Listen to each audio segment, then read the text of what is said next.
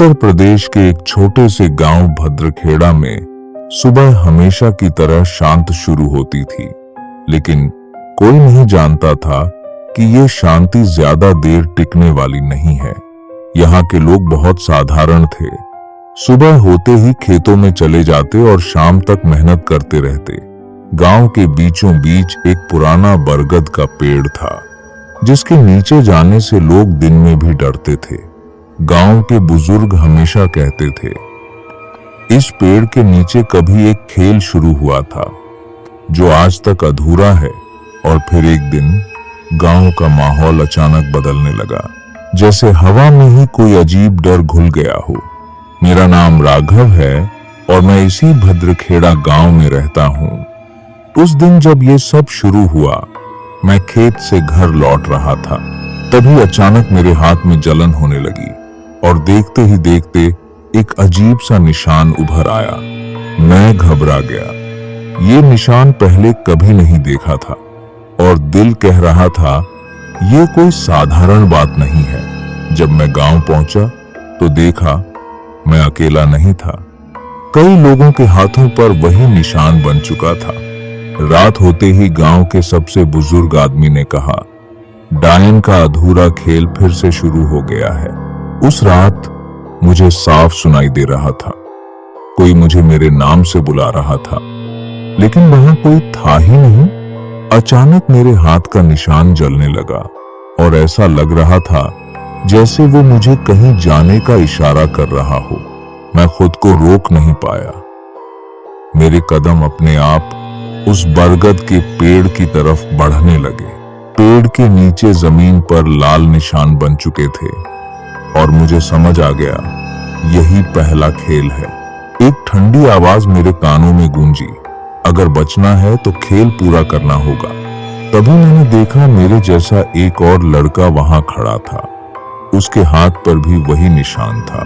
अचानक जमीन से आवाज आई, जो डर गया वो मर गया। खेल से भागने की कोशिश मत करना। वो लड़का डर गया। उसने पीछे हटने की कोशिश की और उसी पल कुछ अजीब होने लगा। अचानक काली परछाइयां उसे पकड़कर जमीन में खींचने लगी और कुछ ही सेकंड में वो गायब हो गया। और तभी पेड़ के पीछे से मैंने उसे देखा, लाल आंखें, बिखरे बाल। वो डायन जो इस खेल को चला रही थी, उसके गायब होते ही चारों तरफ सन्नाटा छा गया, जैसे कुछ हुआ ही नहीं। लेकिन मैं जानता था ये बस शुरुआत है। अचानक फिर से जमीन चमकने लगी और दूसरा टास्क शुरू हो गया। इस बार और भी खतरनाक। मेरे दिमाग में एक तस्वीर उभरी गांव के श्मशान की, जैसे मुझे वहीं जाना होगा। मैं समझ गया, अगर जिंदा रहना है तो मुझे वहां जाना ही पड़ेगा, चाहे कुछ भी हो जाए। श्मशान पहुंचते ही शरीर कांपने लगा। हर तरफ जली हुई लकड़ियां और अजीब सी बदबू। तभी फिर वही आवाज आई, जो अधूरा है उसे पूरा करो तभी बच पाओगे। मेरी नजर एक अधूरी जली हुई चिता पर पड़ी, जैसे किसी की लाश पूरी नहीं जली थी। डर के मारे हाथ कांप रहे थे, लेकिन मुझे वही चिता पूरी जलानी थी, वरना अगला नंबर मेरा था।